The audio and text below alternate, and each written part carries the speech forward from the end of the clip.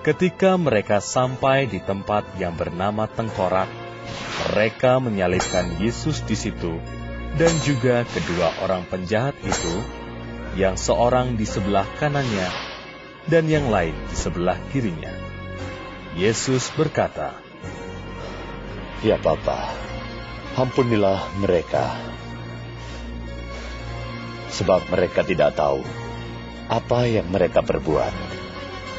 Seorang dari penjahat yang digantung itu menghujat dia, katanya, "Bukankah Engkau adalah Kristus?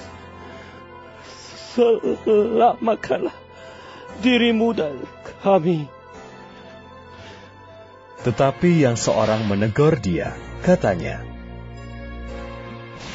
"Tidakkah engkau takut juga tidak kepada Allah, sedang engkau menerima hukuman yang sama?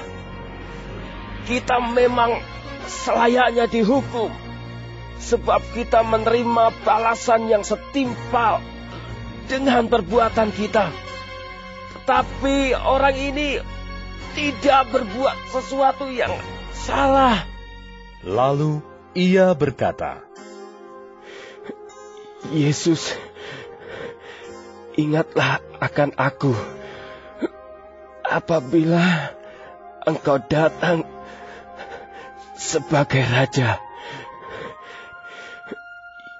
Kata Yesus kepadanya, "Aku berkata kepadamu, sesungguhnya hari ini juga engkau akan ada bersama-sama dengan aku di dalam Firdaus."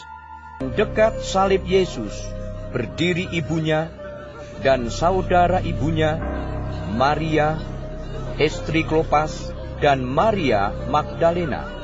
Ketika Yesus melihat ibunya dan murid yang dikasihinya di sampingnya, berkatalah ia kepada ibunya, "Ibu, inilah anakmu."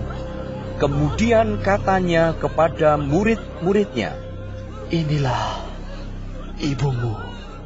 Dan sejak saat itu, murid itu menerima dia di dalam rumahnya. Ketika itu, hari sudah kira-kira jam 12. Lalu, kegelapan meliputi seluruh daerah itu sampai jam 3, sebab matahari tidak bersinar. Dan tabir bait suci terbelah dua. Kira-kira jam 3, berserulah Yesus dengan suara nyaring, "Eli, Eli, lama sabachthani?" Artinya, "Allahku, Allahku, mengapa engkau meninggalkan aku?" mendengar itu, beberapa orang yang berdiri di situ berkata, "Ia memanggil Elia." Sesudah itu, karena Yesus tahu bahwa segala sesuatu telah selesai, berkatalah ia, supaya genaplah yang ada tertulis dalam kitab suci, "Aku haus." Di situ ada suatu bekas penuh anggur asam.